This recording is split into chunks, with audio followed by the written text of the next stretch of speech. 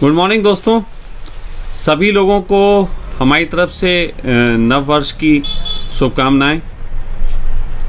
जबकि सच बात यह है कि हम सखा परिवार में नव वर्ष जैसी हमारे लिए कोई चीज़ नहीं है, लेकिन फिर भी जो मनाते हैं नव वर्ष, जिनके लिए इसकी शुभकामनाओं का महत्व है, उनके लिए नव वर्ष की बहुत बहुत शुभकामनाएं मेरे और सारे सखा परिवार की तरफ से।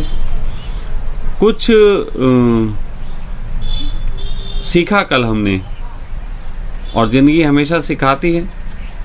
तो कल यहाँ सखा परिवार में कुछ मित्र ऐसे आए थे जो पिकनिक के इरादे से और सेलिब्रेशन और कुछ इस सब के इरादे से आ गए थे और सन्यासी थे। तो उन्होंने आके जिस तरीके का यहाँ पे अपने सन्यास जीवन को और उनके सन्यास के आनंद को प्रकट किया, तो मुझे उसी संबंध में कुछ बातें कहनी हैं।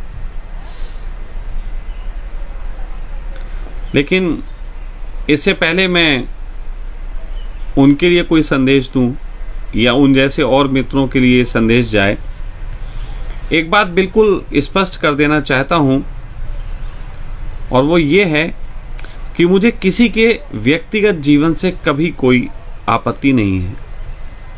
आप व्यक्तिगत जीवन में कैसा जीते हो, आप उसको नरक बना के जीते हो, आप उसको स्वर्ग बना के जीते हो, आप उसको ग्रस्त बना के जीते हो, या आप उसको आश्रम बना के जीते हो, मुझे किसी के भी जीवन से व्यक्तिगत रूप से कोई भी आपत्ति नहीं है।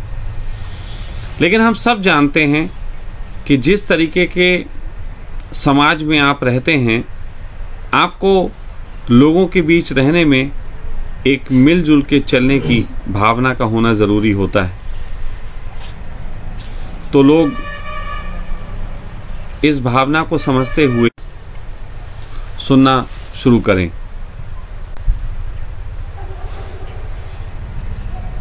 ये जगह सखा परिवार, जब मैं इसको परिवार कहता हूं तो निश्चित जानो कि ये मेरे लिए परिवार ही है। और कई बार यहां ऐसे कुछ लोग आ जाते हैं जो लोग ये समझते हैं कि हम सखा के होटल में जा रहे हैं। तो ये होटल नहीं है। मैं बिल्कुल उन लोगों के लिए कह देना चाहता हूं कि जो इस जगह को होटल समझते हैं, या किसी भी तरीके से वो ये समझते हैं कि अपने मनोविकारों को यहाँ निकाल के यहाँ गंदगी फैलाने का काम करेंगे, ये जगह उन लोगों के लिए बिल्कुल भी नहीं है। वो यहाँ आके सिर्फ पछताएंगे। उनका समय, उनका पैसा, उनकी सोच नष्ट होगी।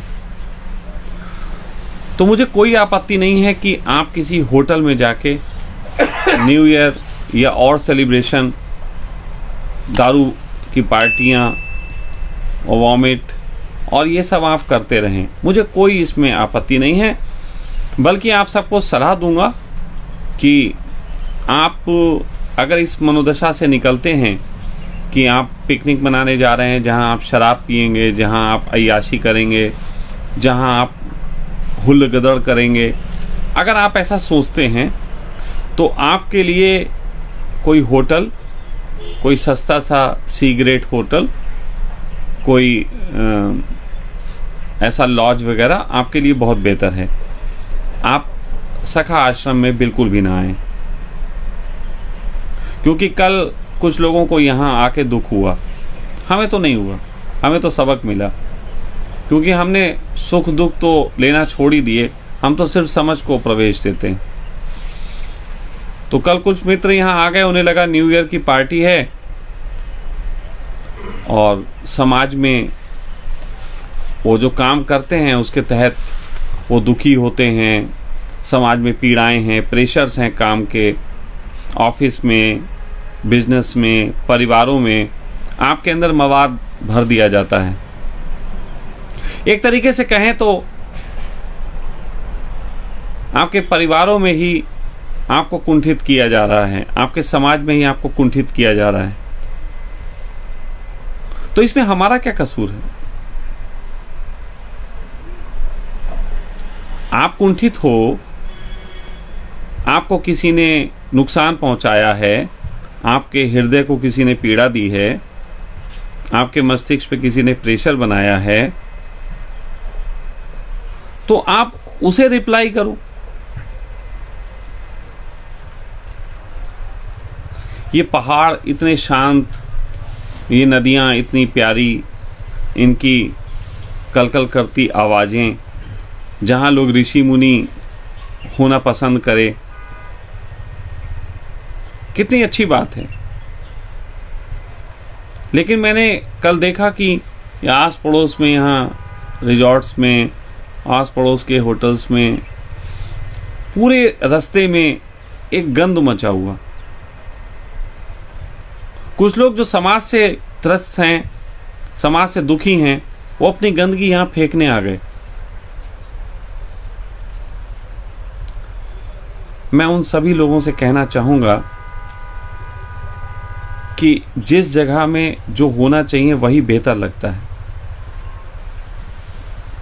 पहाड़, ऋषिकेश की तपोभूमि।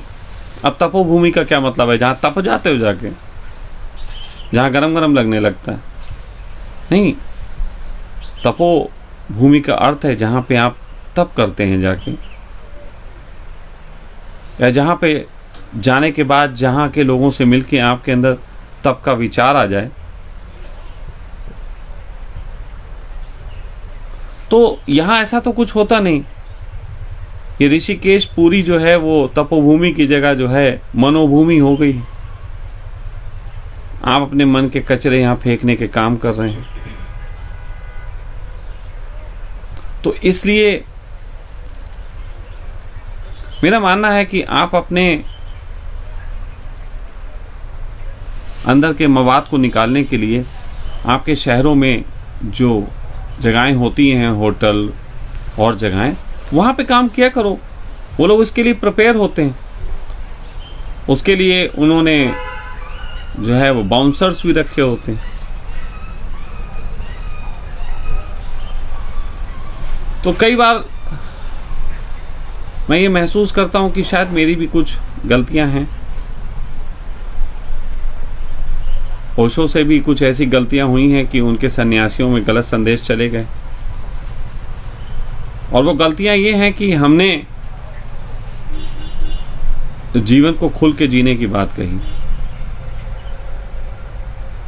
लेकिन खुल के जीने का मतलब ये तो नहीं है कि नंगा नाच आप करो। खुल के जीने का सबसे पहला अर्थ तो आपके अपने परिवारों से शुरू होना चाहिए कि तुम्हारे अंदर की जो भी स्थितियां हैं, आप एक दूसरे को खुल के कहना शुरू करो। तो वहां आप तो ऐसा कर नहीं पाते,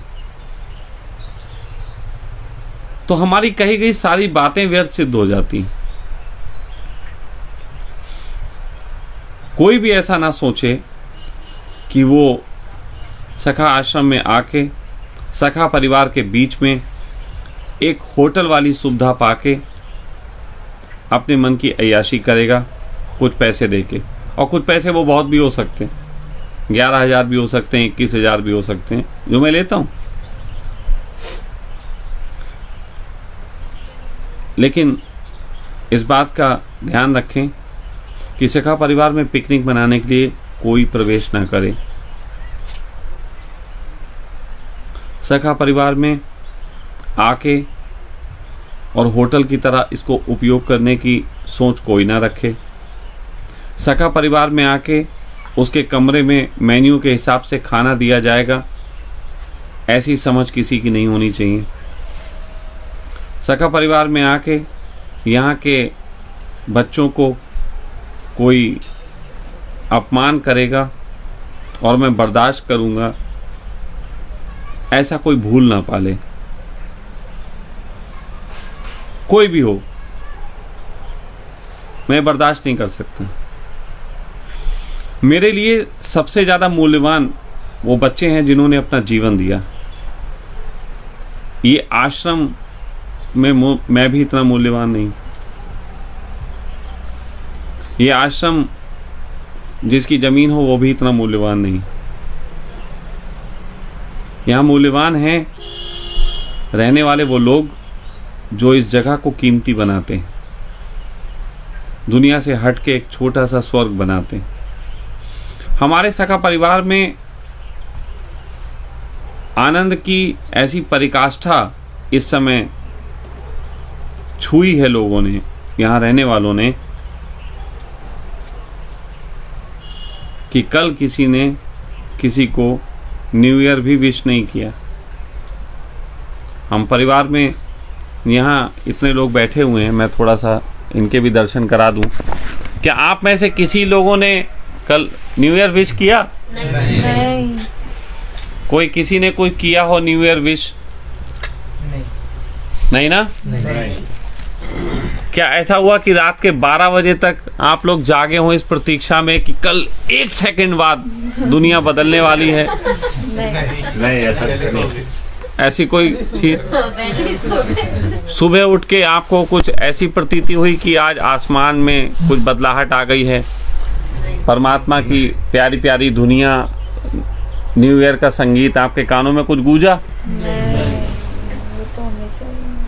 हम लोग बिल्कुल सामान्य दिनों की तरह सामान्य ही तरीके से जीवन जी रहे। हाँ, लेकिन एक बात मुझे ओशो की बढ़िया लगी। आज सुबह भी मैं कह रहा था, ओशो कहा करते थे कि ये त्योहार, ये उत्सव दुखियों के आविष्कार है। ये त्योहार, ये उत्सव दुखियों के आविष्कार है। आनंदित व्यक्ति तो हर वक्त आनंदित होता है। और मैं इस बात को देख के फूले नहीं समाता, और इस पे मुझे फक्र भी है। ये सखा परिवार, यहाँ का एक एक सदस्य, यहाँ के छोटे छोटे बच्चे भी इतने आनंद से भरे हुए हैं कि उन्हें किसी त्योहार की जरूरत नहीं अपने आनंद के लिए। जो मस्तियां करने तुम एक दिन के लिए निकलते हो, हम हर दिन वो मस्ती करते हैं, बिना शराब के, बिना नशे के, बिना किसी लाग लपेट के। इस आश्रम में किसी भी तरीके का, इस सखा परिवार के बीच में किसी भी तरीके का नशा, शराब वराब, ये हम लोग अलाउड नहीं करते। मेरी तरफ से ये बिल्कुल पाबंदी है। लेकिन फिर भी गुरुजीएफ के ढंग के तहत लोगों की मनोवृत्तियां देखने के लिए अभी परसों वाले दिन हम लोगों ने यहाँ पे सबने एक एक पैक लिया था, नहीं लिया था? अच्छा, किसको नशा हुआ? किसने गालियां दी? किसने अपने मन के विकार निकाले? कोई नहीं था। कोई उपद्रव था किसी तरीके का? कुछ भी हुआ नहीं। तुम लोग यार पी गए फोकट की। इससे अच्छा पानी पी लेते। ऐसा लगा नहीं कि पानी भी पी सकते थे हम लोग और उतनी मस्त होते। हाँ, पानी भी ऐसे। यह है स्वर्ग। कहते हैं कि जब कोई स्वर्ग में प्रवेश करता है तो वहां अप्सराएं नाचती। हमारे यहाँ मौलिक नाचता है, किसी अप्सरा से कम नहीं। कोई भी नाच लेता है और वो अप्सरा ही है।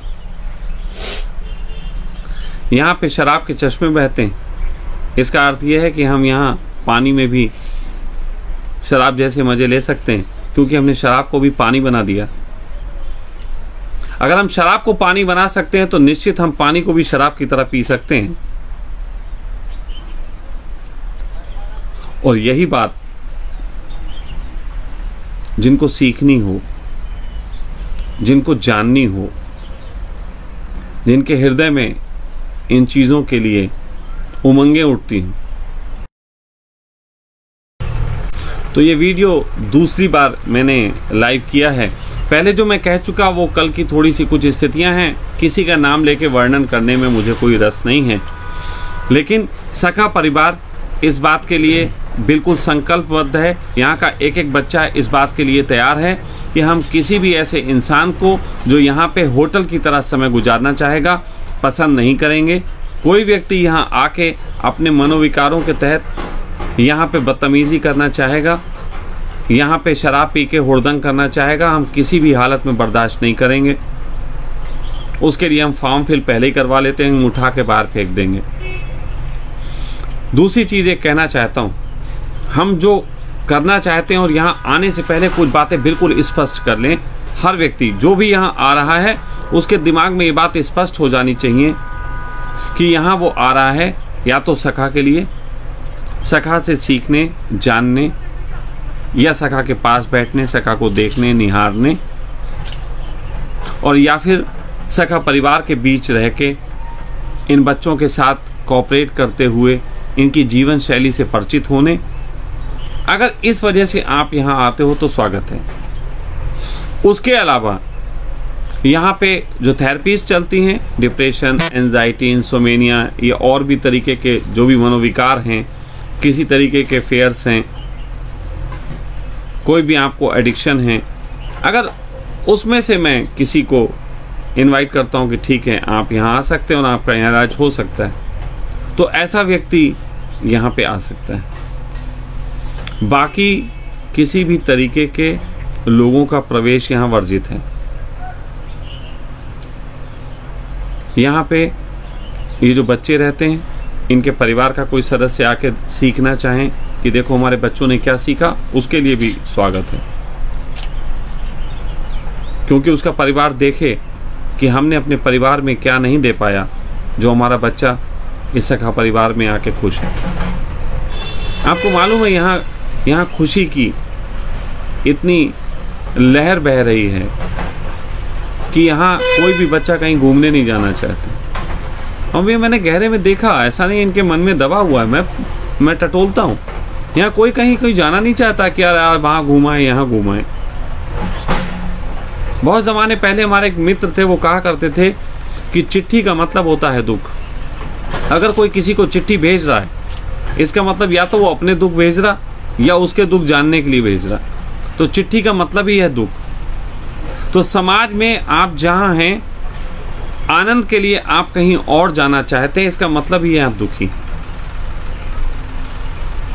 और मैं ये नहीं कहता कि दुखी आदमी को कहीं और नहीं जाना चाहिए, लेकिन दुखी आदमी को सुख की तलाश में जाना चाहिए,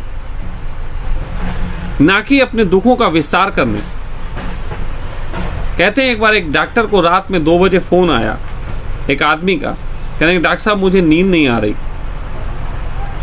तो उसने कहा तू अपनी बीमारी फैला क्यों रहा है? रात के 2 बजे फोन करके बता रहा है डॉक्टर साहब मुझे नींद नहीं आ रही। तो बीमारी को फैलाना हुआ, अब डॉक्टर को भी नहीं आएगी। तो ऐसे काम करने की जरूरत नहीं है, इलाज खोजिए। और इलाज खोजना हो तो एक बात ध्यान रखें, ये तो निश्चित है कि आप बीमार हैं। पहली बात तो आपको स्मरण होना चाहिए कि आप बीमार हैं, और दूसरी बात ये भी पता होना चाहिए कि आपकी बीमारी आपके तरीके से ठीक होती तो अब तक हो गई होती। तो दूसरे की उंगली पकड़ के चलने की कला भी अनिवार्य रूप का हिस्सा है कि यहाँ पे कोई आए तो उसको ये समझ होनी चाहिए कि यहाँ जो सिखाया जा रहा है, जो कहा जा रहा है, हम उनसे सीखेंगे। यहाँ कोई डीजे वाले बाबू नहीं बैठे हुए हैं कि तुम आओगे और वो डीजे पे तुम्हारी मनपसंद एक कैसेट लगा देंगे जिसपे तुम अपने मनपसंद का नृत्य उत्सव कर लोगे और अपने तरीके का ध्यान आन कर लोगे। ये यहाँ नहीं चलने वाला। यहाँ पे मैं अभी समझदार हूँ, मैं मेडिकल स्टोर में बैठा हुआ हूँ कि किसको कौन सी दवाई चाहिए, उसके लिए कौन सी दवाई दी जानी चाहिए। अगर मैं तुमको चुनने की आज़ादी दूंगा तो विश्वास मानो आप जहर ही चुनोगे, क्योंकि जहर का पैकेट सबसे खूबसूरत पैकेट होता है, सबसे अच्छी पैकिंग जहर की ही होती है। और बाकी कभी को अगर मेरी पोस्टें देखें जिसमें ऐसे करके बोतल पकड़ी हो या हुक्का पी रहा हूं या किसी लड़की के साथ फोटो खिंचा लिया हूं, तो इतनी जल्दी अपने मनोविकारों के तहत विचलित मत हो जाया करो। उस पोस्ट में जो और लिखी होती हैं बातें, उस वीडियो में जो और संदेश होते हैं, उनको सुना करो। वरना तुम्हें लगेगा कि कुछ अय्याशी चल रही। नहीं, यहाँ कोई अय्याशी नहीं चल रही। यहाँ कोई नशा नहीं करता, कोई यहाँ गांजा नहीं पीता, कोई किसी तरीके से किसी के साथ बदतमीजी नहीं करता। हाँ, यहाँ लोग एक दूसरे को सहयोग करते हैं, यहाँ लोग एक दूसरे को प्रेम करते हैं और उनके आगे बढ़ने में मदद करते हैं, और कि कुछ भी करनी पड़े किसी हद तक। तो तुम्हारे समाज के बीच में एक नया समाज का जन्म हुआ है, और तुम्हारा समाज, तुम्हारा परिवार सड़ गया है, ये तुम्हें मानना पड़ेगा। और अगर तुम ये चाहते हो कि यहाँ आके यहाँ सीखो, तो तुम्हें अपनी मान्यताएं गिरा के, जिस प्रकार मंदिर में प्रवेश करते हैं तो चप्पल उतार देते हैं, उसी तरीके से चप्पल के साथ साथ गर्दन भी उतारनी पड़ेगी। जब तक अपने को छोड़ के नहीं आओगे, तब तक यहां से कुछ लेके नहीं जा पाओगे। तो हम आज से, नए साल से एक शुरुआत करते हैं कि हम यहाँ पे सिर्फ और सिर्फ उन्हीं लोगों का स्वागत करेंगे जो यहाँ अपनी धारणाएं लेके, अपनी गंदगियां लेके उसको फेंकने नहीं आ रहे। निश्चित ही तुम में पीड़ा है, वो स्वागत है, लेकिन अपनी गंदगियां यहाँ फेंकने के लिए सिर्फ आओ, ये बर्दाश्त नहीं किया जाएगा।